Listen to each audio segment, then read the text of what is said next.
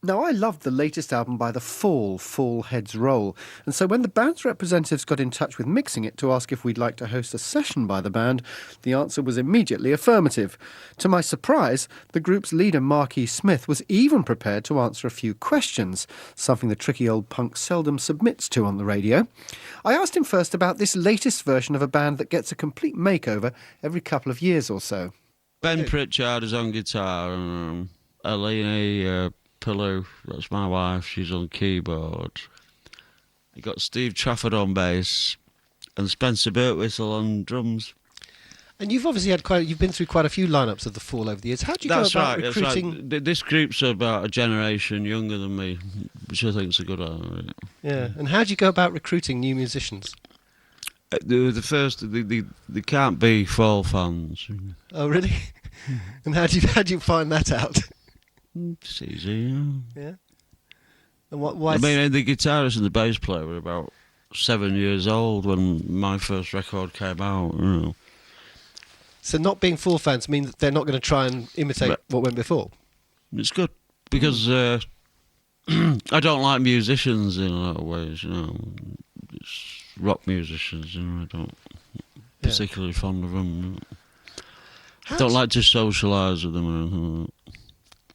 How do you actually write your songs? Obviously, you write the words. But when it comes to the music, how do you actually put these songs together? Do you play the guitar, for instance? I used to, but I gave it up when I used to play the piano as well. But I stopped. Because I'm sort of very in the atonal, you know. Mm-hmm. I sort of dislearnt a lot of things. So the structures of your songs, where do they come from then? I do the structures. I whistle and things like that into a tape recorder and play it the group. But that's only 50% of the work. The other 50% is tunes that are put forward by the group. And so which is very interesting. See, if they're not Fall fans, they're not going to give me a. I mean, you wouldn't believe the rubbish I get, you know, like get like sub Pink Floyd, Eric Clapton stuff from them, the young kids. That's surprising. Yeah. Yeah, it's like punk never happened. That's right. That's right. Oh, yeah. They play the dad's music. Yeah. So I've started playing the keyboards a lot, but I don't know. You know,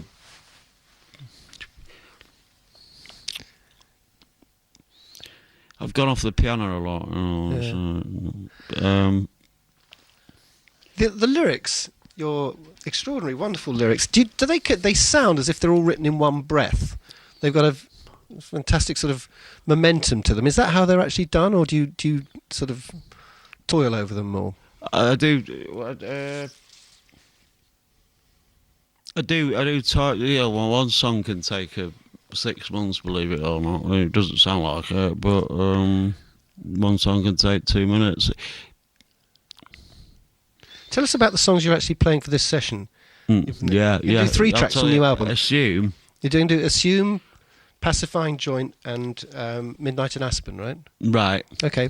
And a cover version of the Monks. Yes. Now let's talk about the cover version of the Monks. Who were the Monks, and why did you choose this tune? Well, the Monks were 6 GIs in Germany in the mid-60s, and they were a very sort of cultish group. And I got a cassette of them. God, it must have been 1980. And there's only cassettes available.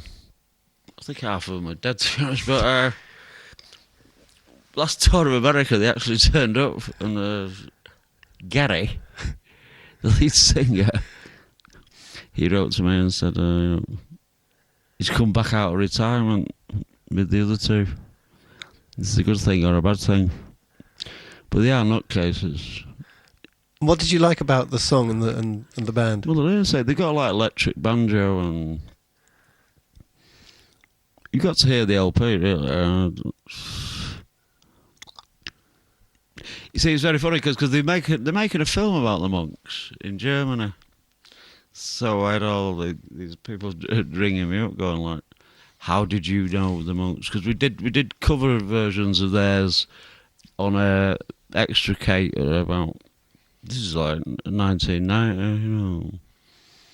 It's brought them out of their, where monks live. Where do monks live? Yeah. In Covens. Like sort of, say, almost like a mini tribute band of monks. No, but they were insane because they'd been to Vietnam, you see. Ah. The Iggledy Piggledy is a very good song. Let's talk about Assume. Tell us about that song, how you wrote it. That is a random one, definitely. Quick fire, just came out. Yeah, it's about humans and air flight and rabbits and things like that. Great. And passive. That's Makes sense, perfect. doesn't it? That's perfect. Gotta- That's exactly what we need. That's them. That's the group. That's not me. I didn't want to do that. Go on. They chose that one, did they? The band did. Yeah. Yeah. So it's Well- quite a democratic thing, The Fall. Believe it or not, yes.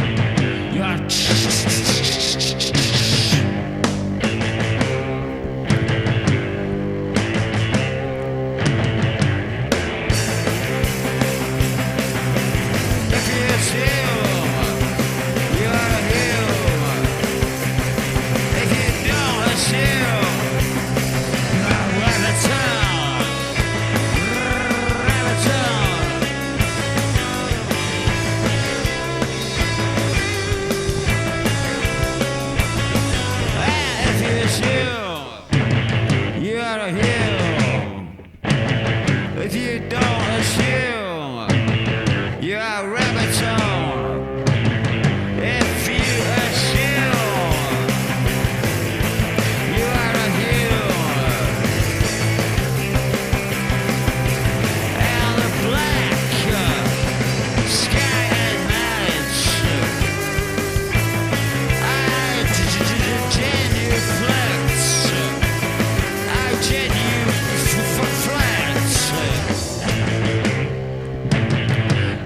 If you assume, you are a hero. If you don't assume, you are a Rabbitone. A century sails at once. Most of them were humans.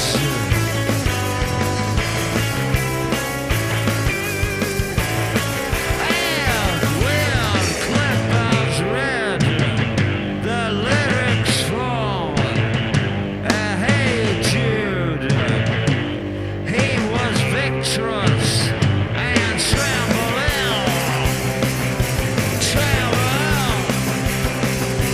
If you assume, you are a hero. If you don't assume, you are a song.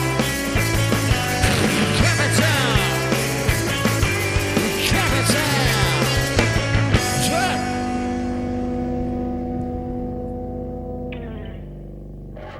Some more words of enigmatic wisdom first from leader Marquis Smith. With this band now completing their third decade as a recording entity, having released around 30 albums, I asked him how he approached the task of making another one. Well, I think I'm never there, really. One of those people, it's never right for me, you know. But of course, you hear this all the time, oh, the best LP is the last one. I'm not like that, you know. It's just like there's something there that I want to get. I'm very pleased with this because this is the longest we've ever worked on an LP. Actually, I started it in late January, and now it's October. I mean, that might sound daft. I mean, most groups spend 2, 3, 5 years on an LP, but to me, that's quite ashamed of it, really. It took me 9 months. Well, maybe, but it it sounds was like you worth like. It sounds like you like it. I mean, that you spent that much time and care over it. I'm very pleased with it. Yeah. Tell us about Pacifying Joint. Right. Great title. Right. What's that about? Or is it self-explanatory? It's not what you think it's about. It's about this teenager. He's going to town, you know, and he wants to find somewhere to sit down. Like a joint where he can sit down. You got to remember a lot of this stuff was recorded in New York. So he needs somewhere where he can get carrots and meat. He's only 19. I tend to write objectively, you know, Yeah. instead of, you know, I love you and you've left me and all this crap. Midnight in Aspen. That came to me, we did that in New York, and it's like the new bass player, he does some very good stuff, you know. It's like, it's very like country western and Glenn Campbellish. So we called it Midnight Cowboy, but I just wrote that off the tongue, you know. But I think it was something to do with Hunter S. Thompson, the writer. Who killed himself? Yeah. Coming to think of it, I think that's maybe what it was. Because I was talking to a few people. I mean, I knew this journalist in... he retired from this big posh magazine because he'd been to see Hunter S. Thompson. And he took him up to a mountain and gave him acid and everything. So maybe that's somewhere in there. Did you ever meet Hunter S. Thompson yourself? No. Anyway, Mark, thanks very much. Thank you.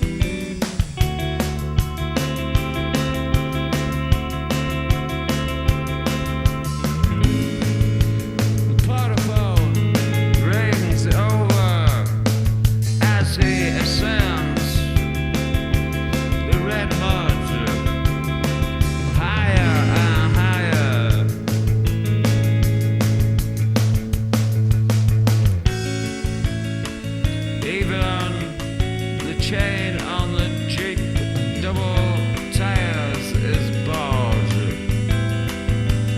It goes higher and higher.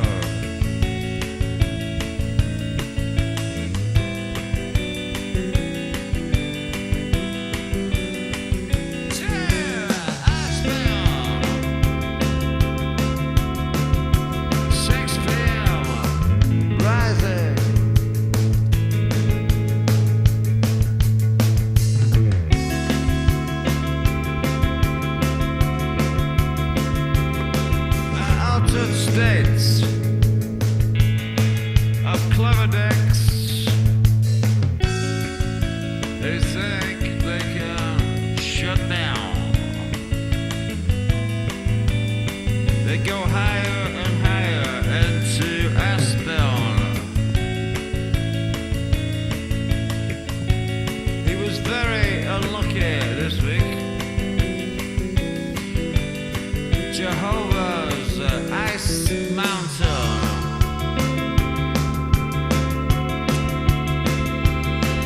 Replica.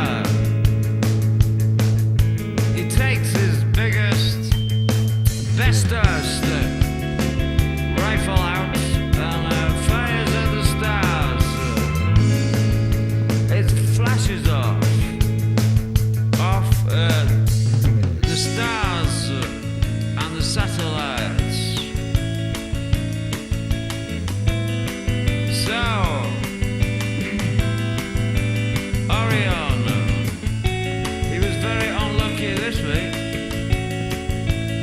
Maybe next Saturday.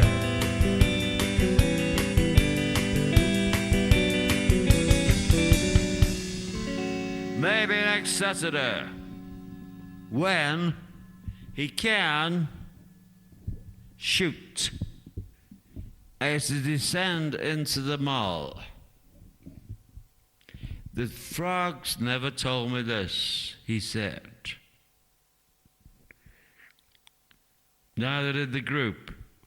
Thank you very much.